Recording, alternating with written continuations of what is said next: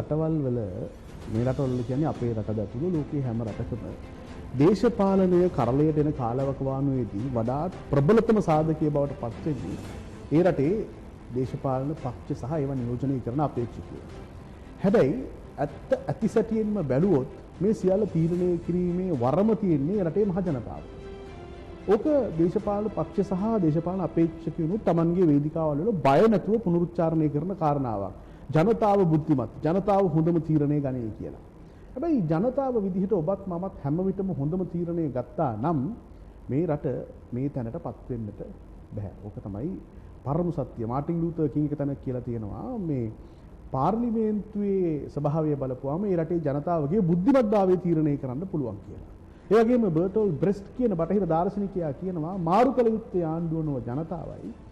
අමන ජනයා කිසි විටකත් පාලකයාට එරෙහිව නොනැගිටියි. මේක අහලා තියෙන්නේ ඔබට මට. ඒ කියන්නේ අපි වගේ මිනිස්සුන්ට අපි නිවැරදි පාලකයා තෝරාගන්නේ නැහැ. පාලකයා කියලා කියන්නේ අපිව පාලනය කරන ප්‍රජාව අපි හරියට තෝරාගන්නේ නැහැ. මෙන්න මේ ඇත්ත තේරුම් ගන්න සහ ඡන්දයක් අභියස අපේ පුරවැසියෙකුගේ භූමිකාව කියන පුළුල් මාතෘකාව එක පසකින් නීතිය ඇසින් අනිත් පැතින් සමාජයේ කෝණයෙන් ඉතා පුළුල්ව සාකච්ඡා කරන්න. බොහෝ විශ්වාසවන්ත චරිතයකට අපි ආරාධනා කළා. එතුමාට මා පුද්ගලිකව ආරාධනා කරන්න එක හේතුවක් තමයි නීති විෂය ඇතුලේ මට මුණ ගැසුණු සුන්දරම නීතිඥවරයෙක්. එතනින් එහාට ගියාම සුන්දරම ජනාධිපති නීතිඥවරයෙක් කිව්වත් කිසිම වරදක් නැහැ. ජනාධිපති නීතිඥ ප්‍රසන්තලාල් ජල්විස් මහතාටයි අපි ආරාධනා කරනවා. දැන් ජනාධිපති නීතිඥතුමනි අපේ මාතෘකාව හරි බරපතලයි.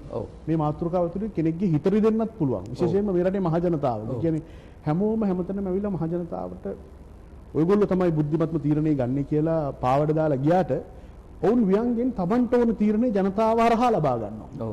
ඕක තමයි ඇත්තටම සිද්ධ වෙන්නේ. ඒ කියන්නේ මිනිස්සු බෙදිලා ඉන්නේ. මේ බෙදීම තවදුරටත් වැඩි කරමින් දේශපාලන පක්ෂ සහ කණ්ඩායම් තමන්ගේ බලය තහවුරු කර ගන්නවා. ඕක සිදුවෙමින් තියෙන වෙලාවක තමයි අපි මේ පුරුල් බරපතල මාතෘකාවට එන්නේ.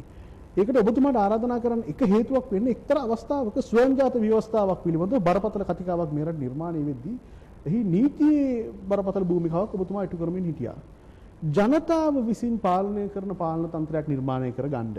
එහෙම නැත්නම් මිනිස්සු විසින්ම Tamanගේ ආණ්ඩුක්‍රම ව්‍යවස්ථාව හදාගන්න පුළුවන් කියන තරමටම සමහර දේවල් ඔබතුමා විශ්වාස කළේ. මට ඉස්සෙල්ලා ඒක කියන්නකෝ.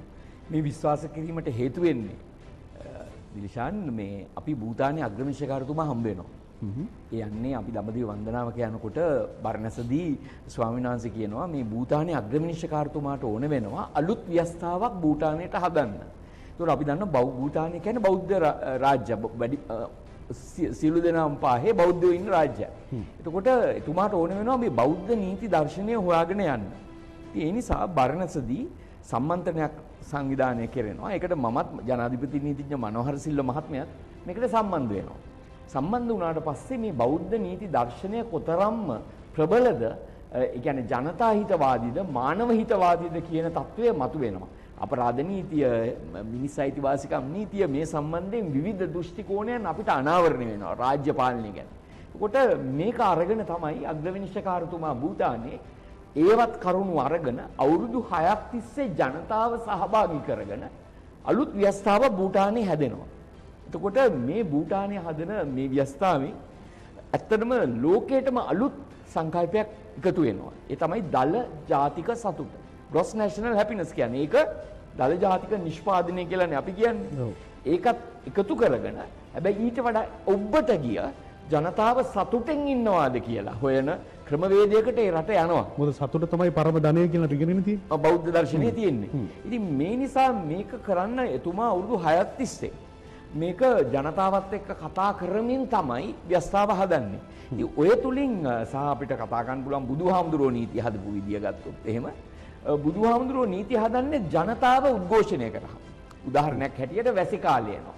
වැසි කාලය ආපුවාම ස්වාමින් වහන්සේලා පිඩුසිගා වඩිනවා. යනකොට බිම කෘමීන් පෑගෙනවා.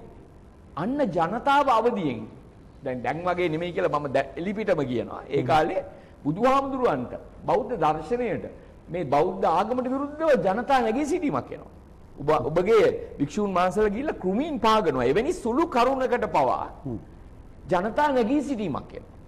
එතකොට බුදුහාමුදුරුවෝ ඒ අවස්ථාවේ තමයි නීතියක් පනවන්නේ වස් කාලයේදී භික්ෂුන් වහන්සේලා තමන්ගේ ආගමික කටයුතු කරගෙන පන්සලේ ඉන්න ඕනේ. ජනතාව ඇවිල්ලා අපි භික්ෂුන් වහන්සේලාට සලකයි. ඒ ජනතා උද්ඝෝෂණ නිසා. ඒ වගේ මම තව එක උදාහරණයක් ගන්නම්. සියලුම බුදුහාමුදුරුවෝ නීති හදන්නේ. විනය නීති හදන්නේ. අපි දන්නවා භික්ෂුන්ට තමයි නීති තියෙන්නේ. මේ භික්ෂුන්ට නීති හදන්නේ ප්‍රශ්නයක් මතු වුණාම, ජනතා කැළමිල්ලක් වුණාම, ජනතා උද්ඝෝෂණයක් වුණාම, ජනතා මතයක් මතු වුණාම. උදාහරණයක් හැටියට එක කාන්තාවක් තමන්ගේ කලවෙන් එදා මස් හොයාගන්න බැරි වෙනවා. කලවෙන් කෑල්ලක් කපලා භික්ෂුන්ට දානයක් දෙනවා. දානයක් දුන්නාම ඒ අවස්ථාවේදී ජනතාවගේ උද්ඝෝෂණයක් එනවා. ආවාට පස්සේ කියනවා මිනිස් මස් කන්න බෑ, බලඳන්න බෑ භික්ෂුන් වහන්සේලාට. ඒ විදිහට ජනතා උද්ඝෝෂණය නිසා තමයි බුදුහාමුදුරුවෝ නීති පැනෙව්වේ. ඉතින් අපි ඒක දැක්කා. ඒ වගේම ඒ අනුව තමයි මුළු මේ විනය පද්ධතියම ගොඩනැගෙන්නේ. ප්‍රශ්නයක් මතුවුණා. විරෝධයක් එක්ක. දැන් ජනාධිපතිතුමනි දැන් ඔබතුමා මේ භූතානි උදාහරණයට අරගෙන බෞද්ධ දර්ශනය මුල් කරගත්ත අභ්‍යාස කරන රටක් තමන්ගේ ආණ්ඩුක්‍රම ව්‍යවස්ථාව බෞද්ධ ආණ්ඩුක්‍රම ව්‍යවස්ථාවක් බවට හදනවා. ඒ වගේ උත්සාහයක් නෙවෙයි තිබුණේ. දැන් එතනදී ආගම මුල් කරගෙන නීති ස්ථාපනය කරපු සමහර රටවල් බරපතල විදිහට විවේචනයට ලක් වෙලා තියෙනවා. දැන් අපි කියන්නේ කිසිම ආගමක් අපහසුතාවයටපත් කරන්නේ නෙමෙයි. දැන් අපි සෞදිය වගේ රටක් ගත්තොත් ඒ නීති සමහර තැන්වල බරපතල විදිහට විවේචනයට ලක් වෙනවා. ආගම නීතියට මූලාශ්‍රයක් වීම කොයිතරම් සදාචාරාත්මකද? ඇත්තටම බෞද්ධ ආගම ගත්තොත් මම එතනින් ප්‍රවිෂ්ඨ වෙන්නම් මේ ප්‍රශ්නෙට දිවිෂාන්. ඇත්තටම ගත්තොත් එහෙම මේ බුද්ධ ආගම කියන්නේ දර්ශනයක්. ආගමක් නෙමෙයි. ඒක නීතියක් නෙමෙයි. කවුරුන් හෝ විසින් පනවන නීතියක් නෙමෙයි. ඒක තමයි වෙනස. ඒකයි අර මං කිව්වේ බෞද්ධ දර්ශනයේ තියෙන ප්‍රශ්නයක් මතු වුණාම තමයි නීතිය ගොඩ නැගෙන්නේ. ඉතින් ඒ නිසා බෞද්ධ පුලිම මම අවධාරණය කරන්න අවශ්‍යයි. බෞද්ධ ආගම කියන්නේ දර්ශනයක්. සමාජයත් එක්ක දියුණු වෙමින් අපි කියනවා ඒක නීති හදන ක්‍රම. ඔබ දිලිෂාන් ඉගෙන ගන්න නැති නීති විද්‍යාවේ එක කෙල්සන් න්‍යාය අනුව ඔබතුමාලගෙම ඉගෙනගෙන තියෙනවා. කෙල්සන් න්‍යාය කියන්නේ දෙවියන්ගේ නීතිය. ඒ කියන්නේ දෙවියෝ කිව්වහම රජුරෝ දෙවියන් මගින් නීති පනවනවා.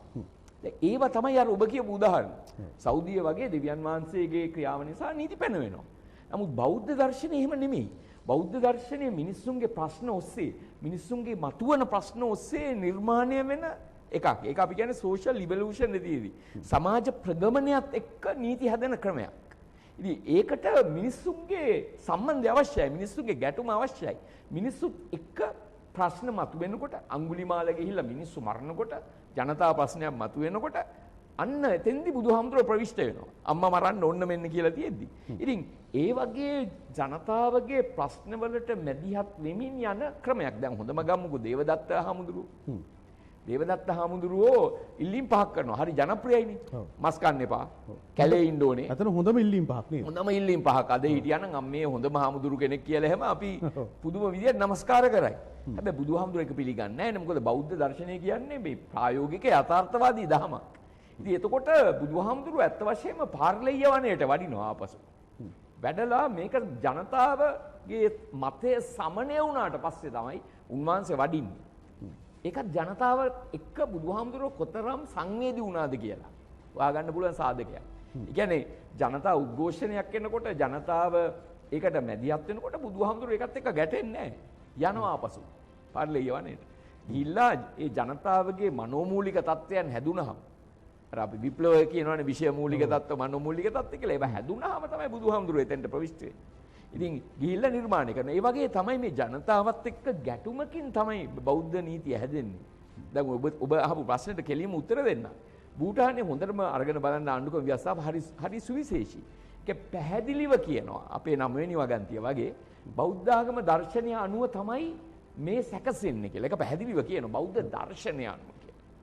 හැබැයි පැහැදිලිව කියනවා අනික් සියලුම ආගම් ආරක්ෂා කර පෝෂණය කරනවා.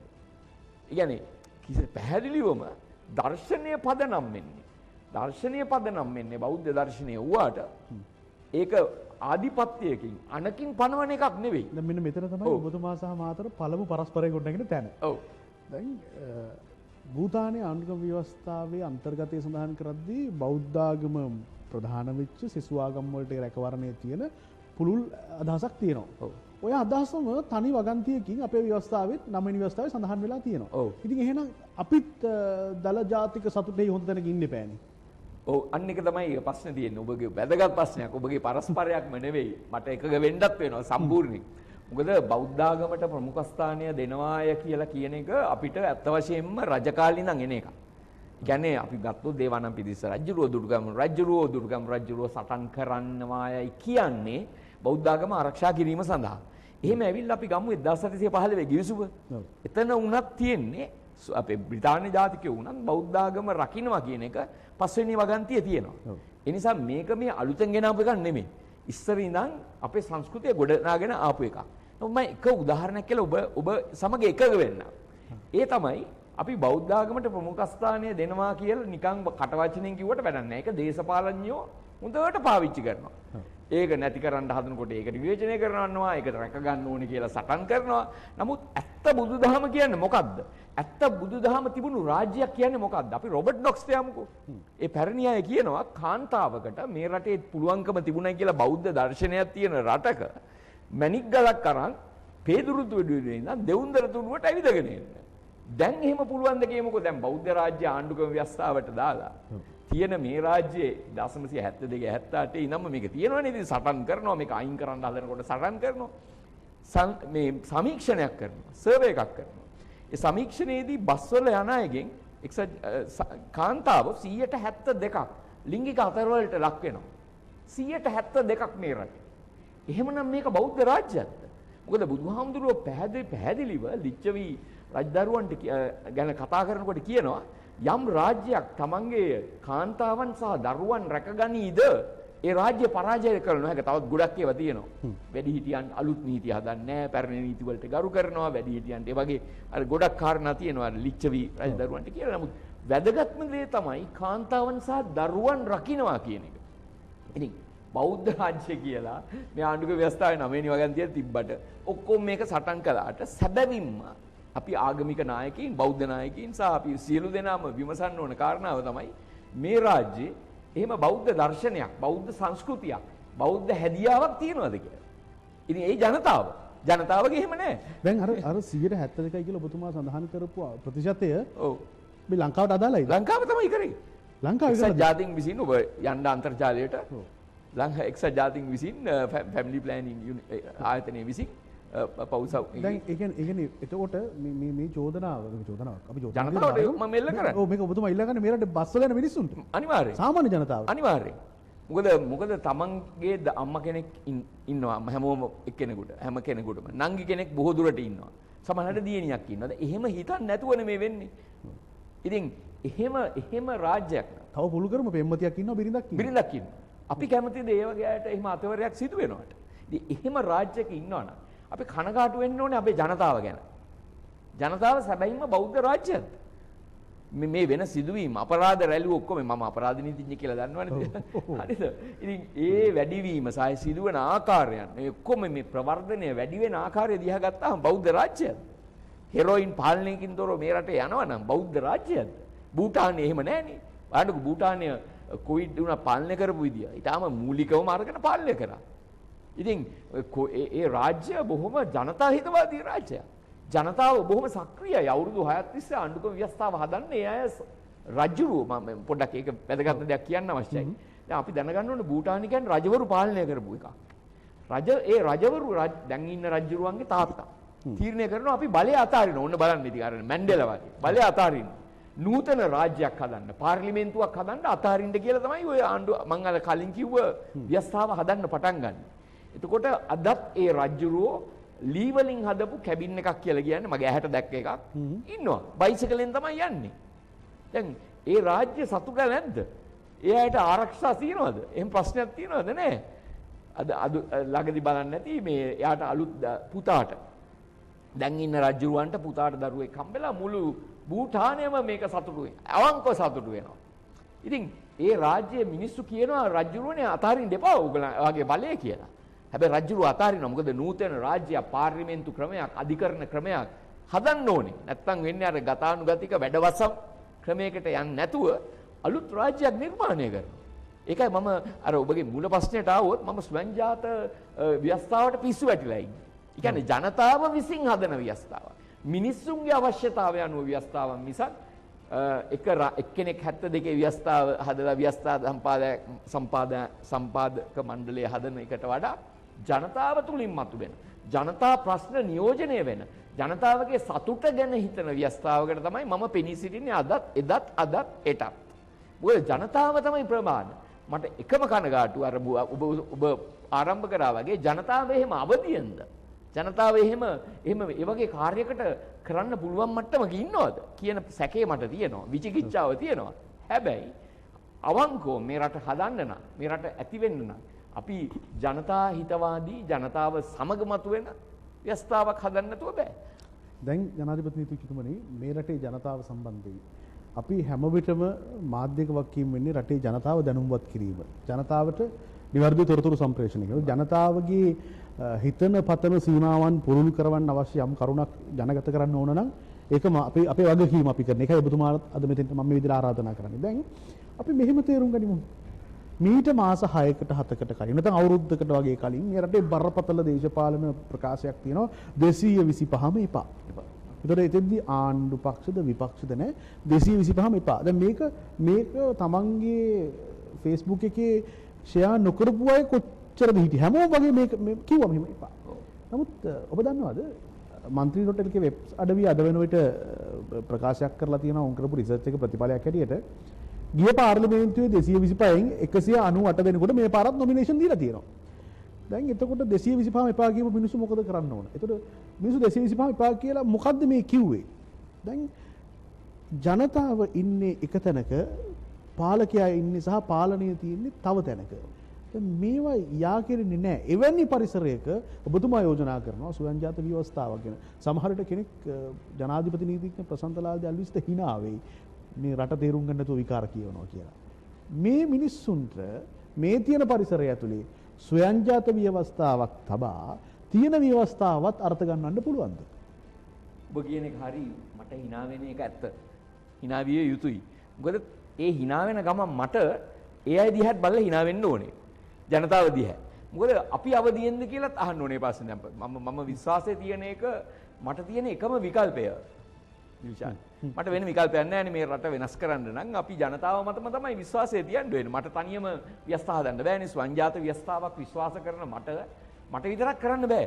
මේක ජනතාවගේ සහභාගීත්වය අවශ්‍යයි. මම එක උදාහරණයක් මේ ළඟදී වෙච්ච දෙයක් කියලා මේක පැහැදිලි කරන්න. දැන් බෞද්ධ කාර්යසාධක සමිතිය කියන්නේ බෞද්ධ සංවිධාන සියල්ලම එකතු කරලා ලංකාවේ හදපු සංවිධානය. ඒක හදන්නේ මඩිය පඤ්ඤාසිය නායක හම්බුනේ. එතකොට දැන් අපි එකතු වෙලා මුලින්ම අපි සාකච්ඡා කරලා දීර්ඝ ලෙස මමත් සම්බන්ධ වෙලා අපි වජිරාරාමේ සාකච්ඡා තිබුණේ. සාකච්ඡා කරලා අපි හදනවා මේ ඡන්ද ඉල්ලන අයට තියෙන කොන්දේසි. පළවෙනි එක අපි කියන්නේ නඩු තියෙන්න බෑ. අපරාධ නඩු තියෙනවා නම් හෙලි කරන්න ඕනේ. අපරාධ නඩු තියෙනවා නම්. වැරදිකරු තියෙනවා නම් දෙන්නේ නැහැ. තියෙනවා නම්ද තිබුණා නම්ද? තියෙන එකත් එලි කරන්න ඕනේ. ඔව්. ඒක කොන්දේසියක්.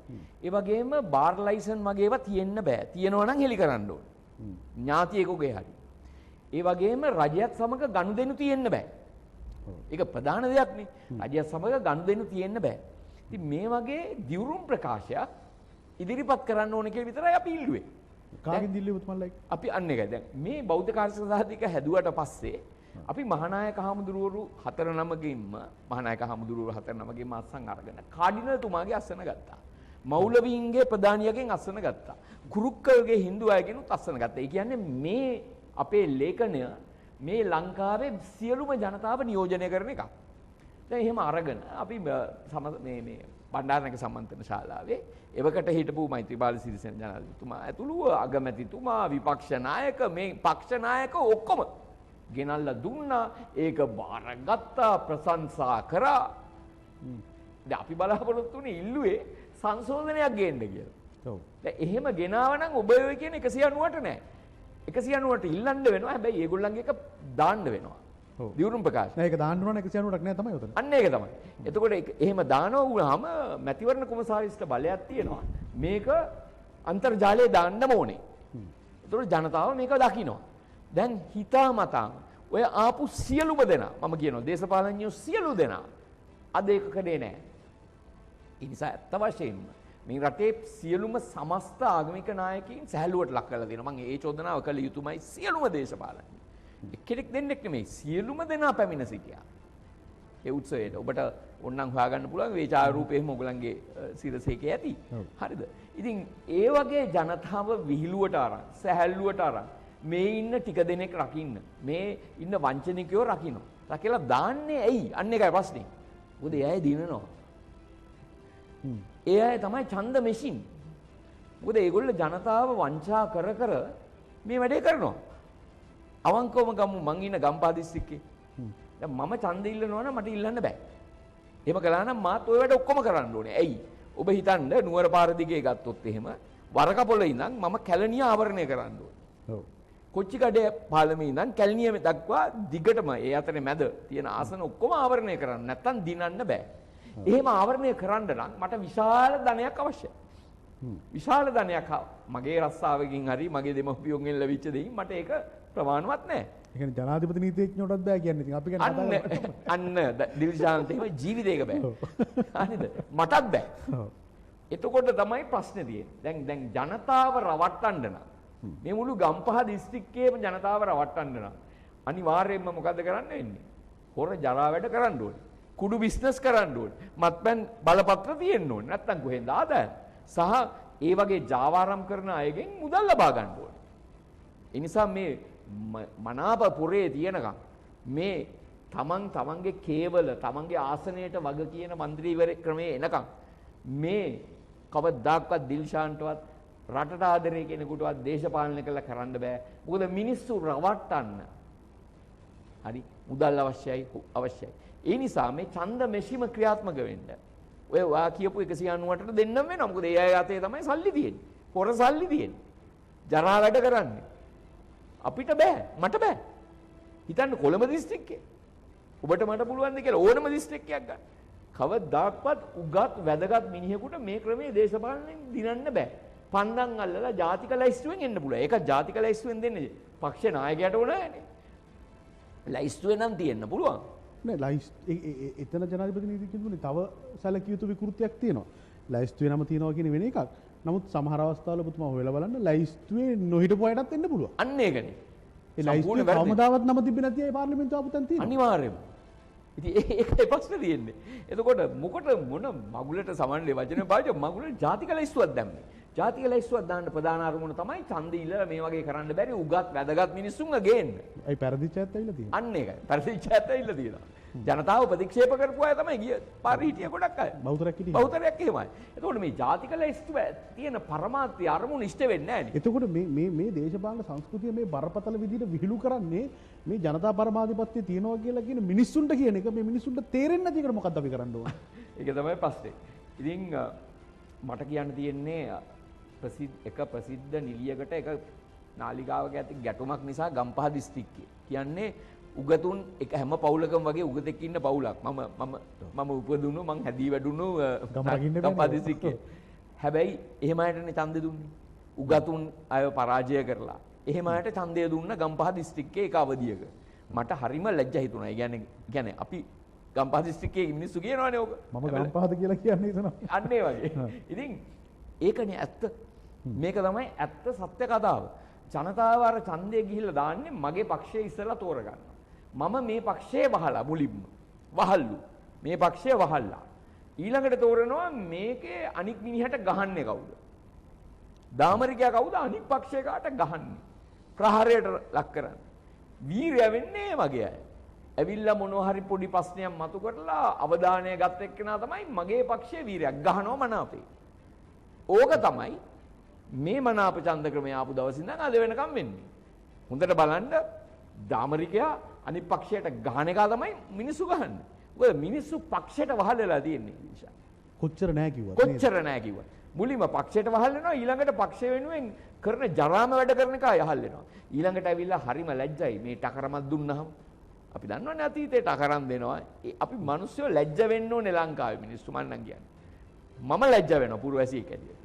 ඕකේ. ඊටාම මේ දේශපාලන පක්ෂ පැත්තකින් කියලා එක සිද්ධියක් විතර මතක් කරන්න ඔබතුමා කියපු කාරණාව මතු කරන්න ලංකාවේ මිනිස්සුන්ට වැඩ කරපු දේශපාලනඥයින්ගේ ලයිස්තුව ගත්තාම ඒ අතර කවදාවත් දෙවෙනි තැනට දාන්න බැරි නමක් තමයි CWW කන්නංගර කියලා කියන්නේ. ලංකාවේ මිනිස්සුන්ට නිදහස් අධ්‍යාපනය දුන්නේ එතුමා 1942 වගේ කාලේ. ඒ කියන්නේ දෙන්න පුළුවන් උපරිමය දුන්නු දේශපාලඥයා කියලා කියන්න පුළුවන් නේ. හදවත ගලවලා දුන්නා වගේ දෙයක් නෙමෙයි කලේ. Tamanට කිසිම නෑකමක් නැති මේ රටේ දුප්පත් දරුවෝ නිදහසේ ඉගෙන ගන්න ඕන කියන පනත කියනවා. හැබැයි ඊළඟ අවස්ථාවේදී කියන්නේ 47 වෙනකොට අවුරුදු 4ක් ඇතුළත එතුමාට ආසනෙත් නෑ පරාදයි. එතකොට ලංකාවේ ඡන්දදායකයා බුද්ධිමත්ද කියන ප්‍රශ්නය බරපතල විදිහට අහන්න පුළුවන් අවස්ථා අපිට තියෙනවා. හොඳම දේ දුන්න දේශපාලඥයාව ඕනෑම මොහොතක ඊළඟ වෙලාවේ වෙන කතාවක් කරා ගෙදර යවන්න පුළුවන් දේශපාලන සංස්කෘතියක් අපේ රටේ තියෙනවා. අනිවාර්යයෙන්. අපි දන්නවා වාමාංශික නායක වුණත් අපි දේශපාලනිකව එකග වෙන්න පුළුවන් නොවෙන්න පුළුවන්. ඒක වෙනම ප්‍රශ්නයක්. නමුත් අපි මවාගම්මු එන්එම් පෙරේර මහත්මයා කියන්නේ ලන්ඩන් ස්කූල් ඔෆ් ඉකොනොමික්ස් වලින් උපාධියක් ලබා ගත්ත කෙනෙක්. කොල්වින් ආදිසිල්ල මහත්මයා ඒ වගේ. පීටර් කෙනමන්, එස්.කේ. වික්‍රමසිංහ වෛද්‍යතුමා එහෙම. ඒ අය පරිසමාප්තියෙන්ම මේ විෂයන් එක නෑ වික්‍රමසිංහ මහත්මයා මම පොඩි කාලේ හැන්සාඩ් එක ගන්නේ මේ වාරි මාර්ග ක්‍රම ගැන දොස්තර වුණාට එයා විශේෂඥයෙක්. එතුමා කතා කරන්නේ ඒ ගැන. දැන් මේ වගේ අයව ඒ අය ඇත්තටම කතා කරේ කුල ભેදයෙන් එහෙම පීඩාවට පත් වෙච්ච ප්‍රදේශවල තමයි එතුමන්ලා නියෝජනය කරේ. හොඳටම අරගෙන බැලුවොත්. එතකොට 77 දී ඒ කට්ටිය තොග පිටින් අයින් කරලා දානවා ජනතාව. ඉතින් අන්න එහෙම එකක් තමයි අපේ තියෙන්නේ දේශපාලනේ. ඒ කියන්නේ රැලි, වහල්ලු මේ වචන තමයි අපේ ජනතාවට කියන්න වෙන්නේ. මම කනගාටු වෙනවා ජනතාවට ඔය දේශපාලනිකවට අපේ අය මාර බුද්ධිමත් අපි දක්ෂ බොහොම හිතලා මතලා ඡන්දෙ දෙන්න කියලා මම නම් ඒක චෝදනා කරනවා. මම චෝදනා කරනවා නෑ එහෙම නෑ කියලා. ඇත්ත කතාව මේ වෙලාවේ අද අපේ සාකච්ඡාවේ පරම කේන්ද්‍රය මේ රටේ ජනතාව. එතකොට මීට සියවසකට පමණ කලින් දේශපාලන විචාරකයෝ කියපු දේවල් ඒ කියන්නේ මාරු කළ යුත්තේ ආණ්ඩුව ජනතාවයි කියන ඒවා අදටත් ඒ විදිහටම සත්‍යංශයම නිදන්ගත වෙලා තියෙන හේතුව තමයි ජනතාව විදිහට ඔබත් මමත් මොන දේවල් විශ්වාස කළත් මොන දර්ශනයන් පසුපස ගියත් මොන දේවල් ප්‍රකාශ කළත් අවසානයේදී අපි ඡන්දය පාවිච්චි කරන තැනදී හරිම ගෝත්‍රිකයි හරිම ගතානුගතිකයි. මෙන්න මේක වෙනස් කරගන්න අපි හිතන පතන විදිහ ඒ සීමාවන් මීට වඩා පුළුල් කරගන්න ඕන කියන එක තමයි අද අපි මේ සාකච්ඡාවේදී බලාපොරොත්තු වෙන්නේ. අපි විරාමයක් අරගෙන නැවතත් දවස තුල මේ ගැන පුළුල්ව කතා කරන්න බලාපොරොත්තු වෙනවා.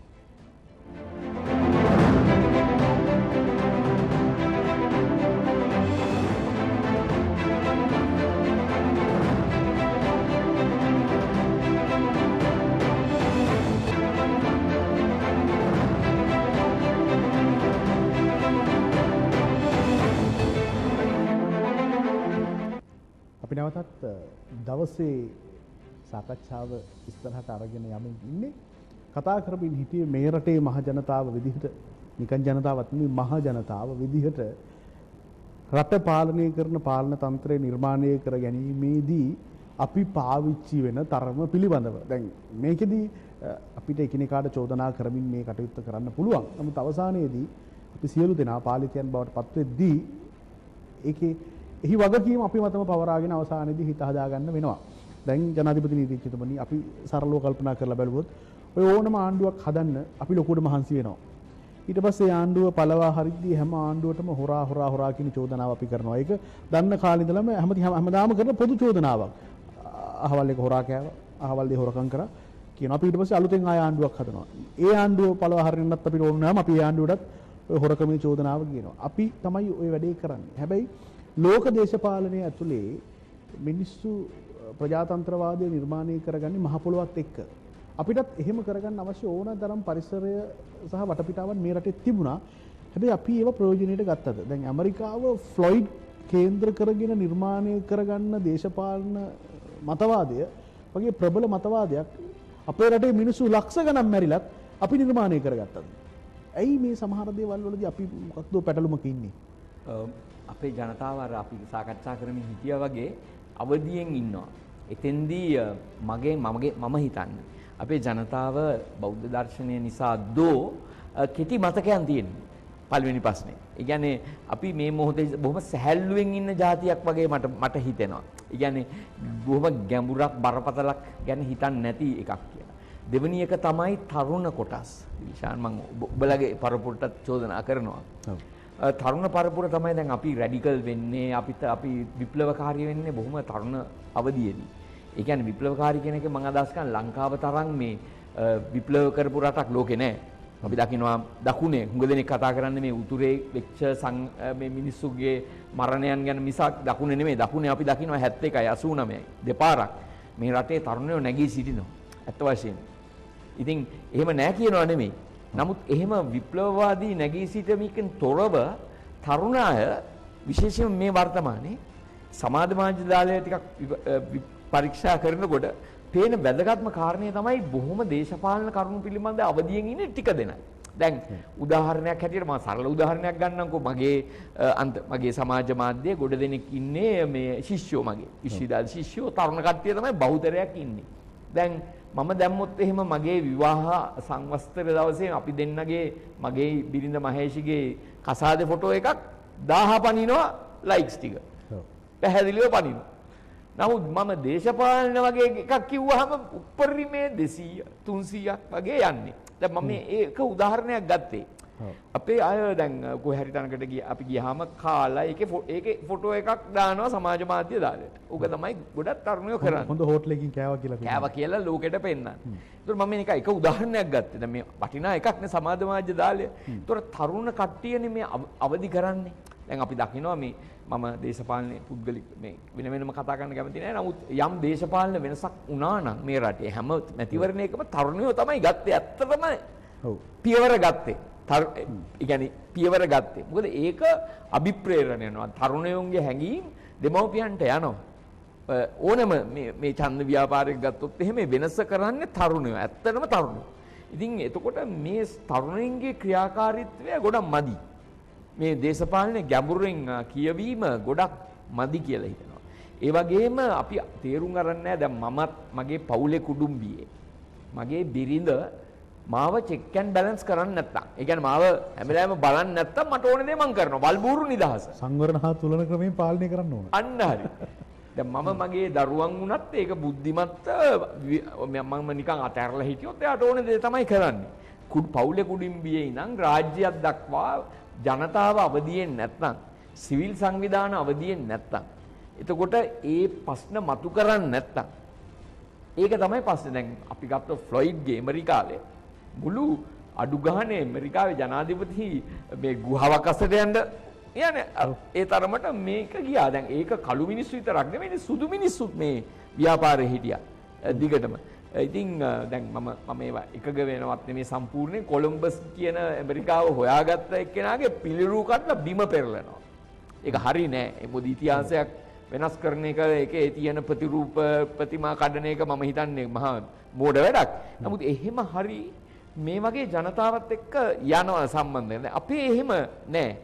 දැන් යම් සිද්ධි මතු වුණාම දවසක් දෙකක් කතා කරයි. සිද්ධියේ තියෙන ප්‍රශ්න කතා කරයි. හැබැයි ප්‍රශ්න කතා කරන්නේත් නෑ. සිද්ධියේ තියෙන ඒවට වල්පල් විදියට කතා බහක් යයි. මම ඔබතුමා ඔය නම් නොකියා කියන එක තව පොඩ්ඩක් පැහැදිලි කරලා මතු කරන්නම්කෝ. දැන් ඇමරිකාවේ කළු ජාතිකයෙක්ව මරා දමන සිද්ධිය ඒ රට තුල ඊටාම ප්‍රබල රට නෙමෙයි ලෝකයේම ප්‍රබල පරිවර්තනයක් බවට පත් වෙනවා. දැන් අපේ රටේ ඔය වගේ මරුණු කී දෙනෙක් ඉන්නවද දේශපාලන වේදිකාව තුල නැවත මරා දමන. දිගින් දිගට මරා දමනවා. කාලෙන් කාලෙට ඒ අය උඩට ගේනවා, ආයෙ මරනවා, ආයෙ වල දානවා. ආයෙ ඇත්තටම සමහරවිට මිනිහ කොට ගන්නවා, පරීක්ෂණ කරනවා, ආයෙ මරනවා. ඔය වගේ අවුරුදු ගාණක් මැරෙන අය දැන් 1970 ගණන් වල 80 ගණන් වල කැම්පස් වල මැරුණු සමහරුන්ගේ නම් අපේ කැම්පස් වල අදටත් කියනවා. අනිවාර්යයෙන්. හැබැයි දන්නෙත් නැහැ කවුද කියන්නේ. ඔව්. ඒතර නම මරනවා දිගටම. නාමය අමරණීයයි කිව්වට එහෙම නෙමෙයි. නාමය දිගින් දිගටම ඝාතනය කරන හැබැයි මිනිස්සු ඉගෙන ගන්න දෙයක් නෑ. ඔව්. දැන් එතන තමයි මේ වෙනස තියෙන්නේ. දැන් 89 අපේ ඝාතනයක් සිදු වුණානේ මේ රටේ තරුණ ළමයි. එතකොට තරුණ අසහන පිළිබඳ කමිටුවක් පත් කරන්නේ. දැන් ඒ වාර්තාව සාකච්ඡාවට බඳුන් වුණාද? ඒ වාර්තාව ඉදිරියේ තියාගෙන ජනතාව උද්ඝෝෂණය කළාද? හරි. ඒක හොඳ වාර්තාවක්. ඇත්තටම බැලුවොත් එහෙම සියලුම ප්‍රශ්න ඔබත් මාත් කොළඹ විශ්වවිද්‍යාල නීති පීඨය ඉගෙන ගත්තේ. දැන් එහෙම වෙනස්කම් වුණාද? ලොකු වෙනසක් මගේ කාලේ ඔබගේ කාලේ තියෙනවද? මම අවංකවම අහන්නේ. ලොකු වෙනසක් නැහැ. මං කියන්නේ අපේ පීඨයට විතරක් නෙමෙයි මුළු ලංකාවේ අධ්‍යාපන පද්ධතියේම නැහැ. එහෙම මිනිස්සුන්ට රැකියාව ලබා ගන්න පුළුවන්, මිනිස්සුන්ට සමාජ ඉදිරියට යන්න පුළුවන්. එහෙම ක්‍රමවේදයක් ලොකු වෙනස්කම් වෙලා නැහැ. නමුත් අධ්‍යාපනය ක්‍රමය ගන්නකො වෙන රටක ජනතාවගේ ඉල්ලීම් මත, උද්ඝෝෂණ මත සහ විශේෂම ඒක වැදගත් කාරණාවක්. දැන් අපේ උගත් කියන මිනිස්සු ඉන්නවනේ. දැන් මමත් විශ්වවිද්‍යාලේ කටිකාචාර්යවරයෙක්. එහෙම තමයි ඔබ හම්බ වෙන්නේ විශ්වවිද්‍යාලේ. එතකොට දැන් අපි මොකද්ද කරන්නේ? අපි මොකද්ද කරන්නේ? අපි ගත්තොත් එහෙම පීඨයේ තියෙනවා රිසර්ච් ඕනම හැමතැනකම විශ්වවිද්‍යාලවල රිසර්ච් සිම්පෝසියම් එකක් තියෙනවා. මාර මේ පුදුම විදියට ගැඹුරට විග්‍රහ කරලා දානවා රිසර්ච් පේපර් එකක්. දාපුවහම එයාට ආචාර්ය උපාධිය يعني මහාචාර්ය පදවි ඔක්කොම තීරණය වෙනවා. හැබැයි ඒක ජනතාවට යනවද? නෑ. ඒක ජනතාවට යන්නේ නෑ. දැන් ඔය එතනයි ප්‍රශ්නේ තියෙන්නේ. ඒ කියන්නේ විශ්වවිද්‍යාල ආචාර්යවරු විශ්වවිද්‍යාල මහාචාර්යවරු ජනතාවගේ සටනේ බොහෝ දෙනෙක් ඉදිරියේ නෑ. ඇත්තටම ඇයි ජනාධිපති නීතිඥතුමනි ඒ වගේ උගත් ලේඛන නිර්ණායක රටේ පහළම ක්ෂේත්‍රයට යන්නේ නැත්තේ? ඒ අය ඉදිරියට එන්න එපා. ඒ අය සමාජ ක්‍රියාකාරී වෙන්න. දැන් ෆ්ලොයිඩ්ගේ මරණයත් එක්ක මේ සියලුම සංවාද මතුවෙනවා. ඒ කියන්නේ මහාචාර්යවරු මේ දැන් අපි ගත්තොත් මැන්ඩෙලා අප්‍රිකාවේ. ඒ අප්‍රිකාවේ යට ඉන්න මිනිස්සු විතරක් සාමාන්‍ය ජනතාව විතරක් සටන් කළා නෙමෙයිනේ. ඒකට උගතුන් විද්වතුන් ලෝකෙම විද්වතුන් එකතු වෙලා ඒ රටේ විශේෂයෙන්ම විද්වතුන් එකතු වෙලා මේක සමාජ කතිකාවතක් කරනවා. අපි අත්තම කතා කරමු නෙල්සන් මැන්ඩෙලා නියෝජනය කරන්නේ ඔබත් මාත් රැකිය අපේ වෘත්තියේ දෙන නීතිඥ වෘත්තිය. එතකොට දැන් මැන්ඩෙලා වගේ චරිතයක් නීතිඥ වෘත්තිය කරගෙන හොඳට ආවනම් දැන් ඔබ දන්නවා අපි පෞල් නීතිය එහෙම යන්නේ මූලාශ්‍ර සඳහා මේ රෝමලන්දේසි නීතියට. දැන්ට රෝමලන්දේසි නීතිය ක්‍රියාත්මක වෙන්නේ දකුණු අප්‍රිකාවේ. එහෙම වුණා නම් අපි පොතක දකි Nelson Mandela for the Petsam petition. ඒ කියන්නේ පෙත්සම් කරුවේ නෙල්සන් මැන්ඩෙලා. නමුත් අපි දකිනවා මේ නීතිඥවරයා හිරේට යනවා. කිල්ල මේ සටන මෙහෙවනවා. ඉතින් එහෙම මිනිස්සු උගතුන් මේ අය ඉන්නවද මේ රටේ? එහෙම එක්කෙනෙක් හොයාගන්න හරි. මමත් නැහැ. අත්තම කියනවා ස්වම් වේචනකේ දෙන්න බෑ. මමත් අද වෙනකන් මමත් එහෙම සමාජ ඉස්සරහට ගිහිල්ලා නැහැ. දැන් මම දිල්ෂාන්ට ගොඩක් ස්තුතිවන්ත වෙන්න මට මෙහෙම හරි අවස්ථාවක් දුන්න එක. මොකද මේ කොවිඩ් කියන එක මාව අවදි කරා. මොකද්ද උඹගේ කියන්නේ මගේ කාර්යභාරය මොකද්ද? උඹ එහෙම කරලා තියනවද කියන විග්‍රහ කරන්න අපි ලංකාවේ ඉන්න ඔක්කොටම දීපු අවස්ථාව. මම නම් මට තේරිච්ච දේ මම මගේ යුතුයකම කරලා නැහැ. සමාජය අවදි කරලා නැහැ. නීතිඥ කියන්නේ නීතිය පිළිබඳ දේශනය කරාට නීතියේ ප්‍රගමනය සඳහා ප්‍රමාණාත්මක මැදිහත් වීමක් මම කරලා නැහැ. ඇත්ත කතාව. ඉතින් ඒක මම කරන්න ඕනේ. නැත්තම් මගේ යුතුයකම අසාර්ථකයි. ඉතින් දැන් ඇත්තටම මම ඔබට මුලින්ම ස්තුතිවන්ත වෙනවා, පින් දෙනවා මේ කතා කරාට. මොකද පළවෙනි අවස්ථාවේ මේකෙදී මට මේ කතා කරන්න අවස්ථාවක් ලබා දුන්නා.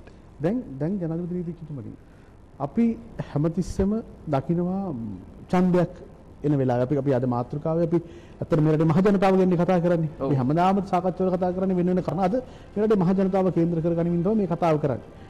අපි දකිනවා රටේ උගතුන් පිරිසක් සංවිධානගත වෙනවා හැම වෙලාවකම දේශපාලන පක්ෂයක් දිනවන්න, දේශපාලන කණ්ඩායමක් දිනවන්න එහෙම වෙනවා.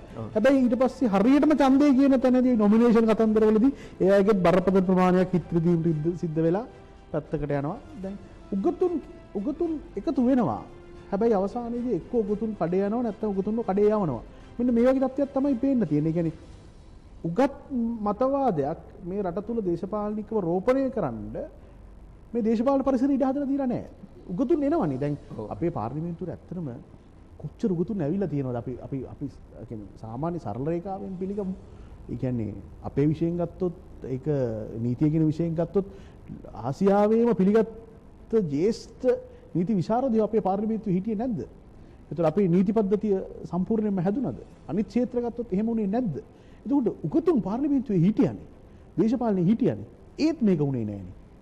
ඔබගේ ප්‍රශ්නේ හරිම වැදගත් වෙන්නේ මේකයි. මේ ක්‍රමය වෙනස් වෙන්න ඕන කියන්නේ ඒකයි.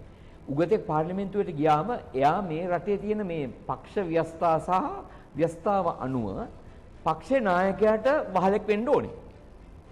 නැත්තම් අපි මුලින්ම පාර්ලිමේන්තුවට යන්කෝ. එයාට හොඳ ඇමතිකමක් හම්බෙන්නේ නැහැ. මොකද රාජ්‍ය නායකයා කවුරුන් නොවේ මේ මෙතෙක් කාලයක් බලාපොරොත්තු වෙන්නේ වහලෙක්. මිසක් ඒ කාර්ය කරන කෙනෙක් නෙමෙයි. දැන් ඔබ හොඳට විග්‍රහ කරලා බලන්න කැනඩාවේ, ඒ වගේම සිංගප්පූරුවේ වගේ රටවල් වල නවසීලන්තේ ඒ සුදුසට තමයි ඒක පිළිබඳව අත්දැකීම් තියෙන කෙනාට තමයි ඇමතිකම දෙන්නේ. ලංකාවේ බලන්නකෝ එහෙම අධ්‍යාපන විශේෂඥයෙකුට අධ්‍යාපන ඇමතිකම දෙන්නම අර අපි මුලින් කතා කළා වගේ ජාතික ලැයිස්තුවෙන් ගන්න ඕනේ. එහෙම අය මේ රටේ කරන්න.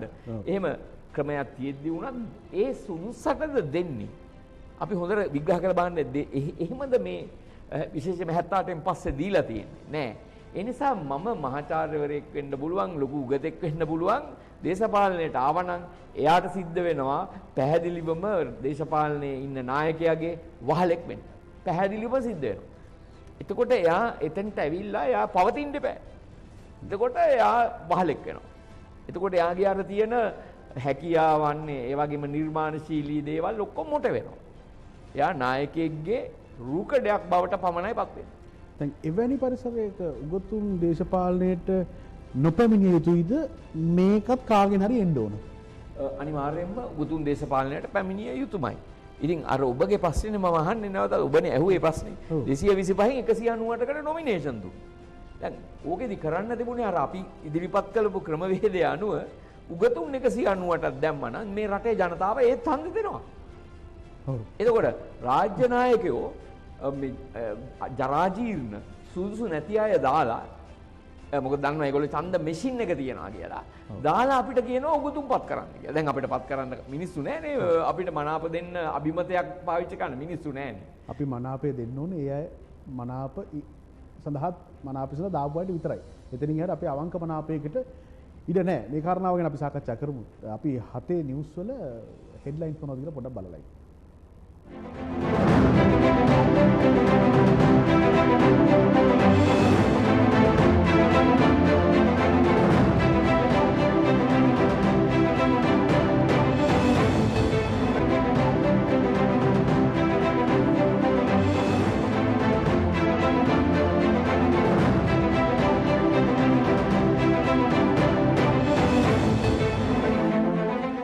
අවුවට වැස්සට හුරු මිනිසුන් මේ දෑතේ විරියනි රටවල් නැගුණේ. ඒ මිනිසුන්ගේ මලගම වෙනුවෙන් මොන රජ දරුවද පැලකට වැඩියේ. දැන් අපි ඔහොම ගීත එහෙමත් අහලා තියෙනවා. දේශපාලනය සහ සාමාන්‍ය මිනිස්සයා අතර ලොකු බැඳීමක් තියෙන්න ඕන වුණාට ලොකු දුරස්ථභාවයක් අපේ වගේ රටවල් වල තියෙනවා. ඒක තමයි කනගාටුදායක ඇත්ත. ඒ නිසා මිනිස්සුන්ට ආදරය කරන මිනිස්සු දේශපාලනය ඇතුලේ කොයිතරම් සක්‍රියද කියන එක හරි ප්‍රශ්නයක්. ඉතින් අපි මෙතනදී සියලු දෙනා විවේචනය කිරීම නෙමෙයි කරන්නට ඕන. කොහොම වෙතත් මේ පවතින සිස්ටම් එක ඇතුලේ අපි මේ රටේ මිනිස්සු විදිහට වඩාත් දැනුවත් වෙන එක. ඒ සඳහා දැන් පවතින වාතාවරණය පවතින තත්ත්වයේ විවේචනය කරමින් ඉන්න අපි අලුතෙන් අඩියක් ඉස්සරහට තියනවා නම් මොනවද කරන්න ඕනේ ඔබතුමා හිතන විදිහට? සරලව කිව්වොත් දිල්ෂාන් ඔයා ඡන්දෙට එන්න ඕනේ. ඒ කියන්නේ තරුණ පරපුර දැන් එන්න ඕනේ. මොකද අපි ගත්තොත් එහෙම අපි නේද ඔබතුමාම කලින් කිව්ව මට එන්න බෑ සල්ලි නෑ කියලා. ඒක තමයි. මේ ක්‍රමය වෙනස් කරන්න බෑ. කේවල ඡන්ද ක්‍රමයට යන්න ඕනේ. ඔබ නියෝජනය කරන්නේ කේවල ඡන්ද ක්‍රමයක්. ඒතකොට ඒ ආසනයේ ආයත තමයි. දැන් බලන්නකෝ දැන් මම ගම්පහ ඉල්ලනවා නම් හරි කොළඹින් හරි ඉල්ලනවා නම් මම කාටවත් වක් කියන්න ඕනේ නැහැ. අන්න එතන තමයි වචනේ. අපි වග කියන පුරවැසියෙක් තමයි නිර්මාණය වෙන්න ඕනේ. responsible citizen කියන එකනේ ඔය හැමතැනම තියෙන සංකල්පය. يعني අපි පුරවැසියෙක් වගකීම් සහගත පුරවැසියෙක් වෙන්න ඕනේ. ඒ වගකීම් සහගත භාවය ආරම්භ වෙන්නේ ගෙදර පවුලේ. يعني මේක සිගාලවාද සූත්‍රය සමාවෙන්න මේ බුද්ධ ආගම ගන්නවම නෙමෙයි මම මේ යවතුවා පරිශේෂකෙක් නිසා කියන්නේ. දැන් සිගාලවාද සූත්‍රය ගත්තාම එක එක යුතුයකම් තියෙනවානේ. ඒකේ තියෙන යුතුයකම් තාත්තා දරුවන්ගෙන් දෙමව්පියන්ගෙන් දරුවන්ට මේ වගේ යුතුයකම්. ඒකෝනේ මේ මොකද්ද මේ කියන්නේ? වගකීම් සහගත පුරවැසියෙක් වෙන්න ඕනේ මුලින්ම. එතකොට මේ වගකීම් සහගත පුරවැසිකම ලබා ගත්තාම මොකද ඒකත් කියන්නේ අපි ගත්තොත් එහෙම හරි කනගාටුදායක තත්ත්වයක් ලංකාවේ තියෙන්නේ. ඔබ යන්න ඕනම උසාවියකට නඩත්තු නඩු වැඩි. ඔව්. නඩත්තු නඩු දවසකට 100ක් 120ක් විතරක් තියෙනවා සමහරවිට. ඒ කියන්නේ තාත්තලා තමන්ගේ බිරිඳ සහ දරුවන් නඩත්තු නොකරන රටක්. දැන් මේ බෞද්ධ රට නෙමෙයි. හරිද? ඒ හින්දානේ උසාවියන්නේ. ආණ්ඩුක්‍රම ව්‍යවස්ථාවෙන් බුදුදහමට ප්‍රමුඛතාවය දීලා තියෙනවා මේ. එතකොට දැන් අපි වගකීම් පුරවැසියෝ වෙලාද ඉන්නේ. මේ සමස්තයක් හැටියට ඒක නිරූපණය වෙනවනේ මේ සාම්පලෙන්. ඉතින් එතකොට මුලින්ම කරන්න තියෙන්නේ මං හිතන්නේ අපි අසාර්ථක වෙලා තියෙනවා. නිදහසෙන් පස්සේ අවුරුදු 70ක් මේ තත්ත්වය තුල අසාර්ථක රාජ්‍යයක්. හැබැයි මං අසාර්ථකම කියන්නේ මේක නිර්මාණශීලී ජාතියක්. කියන්නේ අපි සුනාමියට මුහුණ දෙනකොට අපි ඒක දක්ෂ ලෙස මුහුණ දෙනවා. ත්‍රස්තවාදයේදී නිර්මාණ අපි අවංකව කතා කරොත් ලෝකේ තියෙන හොඳම ත්‍රස්තවාදී සංවිධානයත් අපේ රටේ. එහෙම. ඒ කියන්නේ ඒ දෙමළ තරුණයින් ඒ විදිහට සටන් කරන්න මේ වෙනවා. මේ අපේ රටේ වස්තුනේ. එතකොට ඒවට මුහුණ දුන්න හමුදාවත් සීමිත සම්පත් තියාගෙන අර පස්කඳු සීමිත ගුවන් යාන. එතකොට පොඩි බෝට්ටු තියාගෙන මේ යුද්ධය ජයග්‍රහණය කරනවා. ලෝකේ කොහෙවත් එහෙම රටකුත් නැහැ.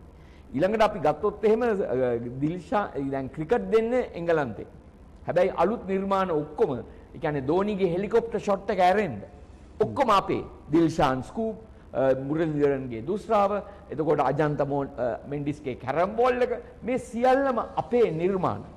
ඉතින් අපි ඇත්තටම නිර්මාණශීලී ජාතියක්. අපි පීඩනයකටපත් වුණාම වහා නැගීටින ජාතියක්. නිද්‍රාශීලීව අවදි වෙන ජාතියක්. අපි ඒක ඔප්පු කරලා තියෙනවා මේ කොරෝනාවේ පව. කොච්චර කිව්වත් කොරෝනාවේ මේ රටේ ජනතාව අපි වෙනේවත් එක්ක සාපේක්ෂවනේ බලන්න ඕනේ. ඊටාම ප්‍රශ්නයක් ආපුවාම ඒකට මුහුණ දුන්න ආකාරය අති විශිෂ්ටයි. ඇත්තටම විශිෂ්ටයි. මොකද අපේ වෛද්‍ය අංශය අපේ සියලු දෙනාම මේකට ජනතාව ගුරුවරු කවුරු කතා කරන්නේ නැහැ ගුරුවරු. දැන් මම ගත්තොත් අපි Zoom එකෙන් ලෙක්චර් කරනවා. ඒක හරි අමාරු වැඩක්. නමුත් අපි ඒක කරනවා. ගුරුවරු මේ විශ්වවිද්‍යාලවල පාසල්වල ගුරුවරු මේ කාර්යය ඉතාම විශිෂ්ට ලෙස කරනවා. ලෝකෙ කොහෙවත් නැහැ කියලා මම හිතනවා. මේ වගේ සාර්ථකව ගුරු වෘත්තිය කරන මේ පාසල්වල සහ විශ්වවිද්‍යාලවල ලංකාව වගේ කවුරු කතා කරන්නේ නැති නිසා මම මේ අවධානය කරන්නේ. ඒ කියන්නේ ගුරු විරුවෝ කියන කට්ටිය. ඉතින් අපි ප්‍රශ්නයක් ආපුවාම ඉතාම ලස්සනට මුහුණ දෙනවා. ඉතින් ඒ නිසා දැන් තමයි ප්‍රශ්නේ. දැන් මේ රට මේක වෙනස් කරන්න ඕනේ. ඔක්කොම හොඳ වෙලා මෙහෙමුනේ කොහොමද කියන එකයි ප්‍රශ්නේ. අන්න ඒකයි. ඉතින් දැන් අපි ඇඟට ගන්න ඕනේ අපේ දැන් භයානක අනතුරක් තියෙනවා. දැන් අවදියේ යුතුයමයි. දැන් මේකෙදි මම හිතන්නේ ඔබතුමා මට වඩා ඉතාම හොඳින් මේක පැහැදිලි කරේ අපිට තියෙන කාලය සීමිත වුණත් දැන් මේ දකුණු ආසියාතික රටවල් ගත්තාම ජනාධිපති නීතිඥතුමනි දකුණු ආසියාවේ මුලින්ම ඡන්දයක් දාන්නේ ලංකාවේ කාන්තාවක් 1931 සර්වජන ඡන්ද බලය අනිවාර්යයෙන් ප්‍රැක්ටිස් කරවන්නේ අපෙන්. ඒ කියන්නේ මහා බ්‍රිතාන්‍යය තීරණය කරනවා එහෙම ඒ කියන්නේ ප්‍රජාතන්ත්‍රවාදයේ ටෙස්ට් කරනවා නම් ඒකට හොඳම රට මේ රට කියලා. ඒතකොට ඒ කියන්නේ මේ අවුරුදු 100කට 90කට එහා පැත්තේ කාලවකවානු වෙනකොට අපේ මිනිස්සු ආසියාවේ අනිත් රටවල් වලට වඩා යම් කිසි මට්ටමකින් ප්‍රජාතන්ත්‍රවාදය ප්‍රැක්ටිස් කරමින් හිටියා. එහෙම ඉඳලත් අපි තාමත් අර ස්වයං ජාති ව්‍යවස්ථාවක් කියන එක අපිට මැජික් එකක් වගේ තැනකනේ තාම තියෙන්නේ. ඔව්. ඒත් ඇයි අපි මේ දේශපාලනිකව මේ පුළුල් චින්තනයකට තල්ලු නොවන්නේ? මට කනගාටුවෙන් වුණත් කියන්න වෙනවා දේශපාලන අයත් මෙහෙම කිව්වට සමා වෙන්න මාධ්‍යත්. ඔව්. මේ සියලු දෙනාවක් කියන්න ඕන.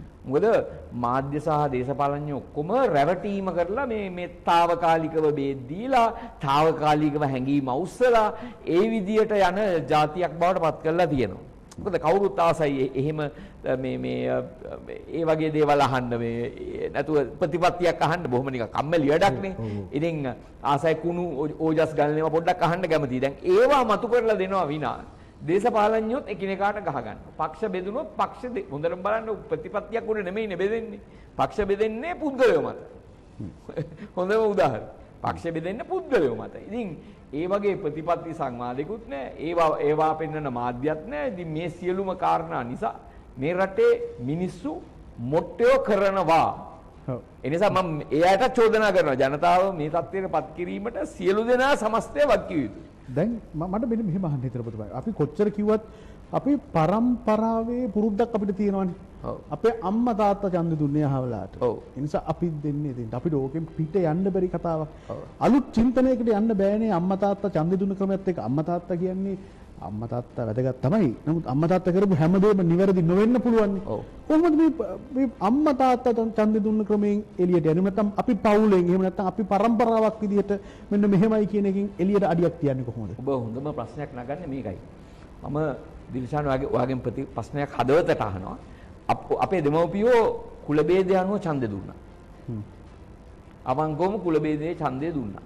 මගේ පරම්පරාවත් පොඩ්ඩක් ඔය කුල ભેදය දන්නවා.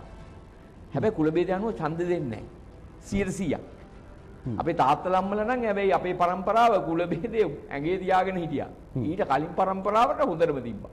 මගේ පුතාගේ ඔයාගේත් පරම්පරාවේ මං අහුවොත් කුලේ මොකක්ද කියලා මං හිතන්නේ දන්නේ නැහැ. මගේ පුතා දන්නේ නැහැ. පැහැදිලි. දන්නේ අපි. ඔව්. දිවිෂාන් දන්නේත් නැත් කියලා මම හිතනවා. එතකොට අද මේක වෙනස් වෙලා නේ එහෙනම්. ඉස්සර ඡන්දේ දුන්නේ කුලේ අනුවනේ. ඇත්ත කතා කරමු. දැන් ඒවා හොඳට දක්ෂ දන්න දේශපාලඥයෝ ඉන්නවා. ඒ අනුව තමයි කුල ભેදය අනුව යම් යම් නියෝජනයන් කරන්නේ දේශපාලන.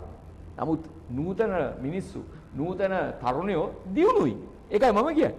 නමුත් ඒ අයව පෙළගස්සන්න නායකයෙක් නැහැ. දැන් සිංගප්පූරුවේ ලී කුවාන් යූ ඒ වගේ රාජ්‍ය නායකයෙක් අපි මියගිහින්ද ඌ ගැන කතා කරමු. සිංගප්පූරුව ගෙනියන්නේ රාජ්‍ය නායකයෙක්. ඒ රාජ්‍ය නායක දැන් නවසීලන්තේ බොහෝ තරුණ නායකයන් දැන් ඇත්ත කතා කරොත් අවංකව කතා කරොත් පන්සේ පැක්ටරින් පටන් අරගෙන හැම කෙනාම ලෝකේ ඉන්නේ තරුණ නායකයෝ. මේක තමයි ලෝකේ ට්‍රෙන්ඩ් එක එහෙම නැත්නම් යන විදිය. අන්න එතෙන්ට එන්න ඕනේ කියලායි මම කියන්නේ. වැඩිහිටියෝ අපි වහම විශ්‍රාම ගත යුතුයි.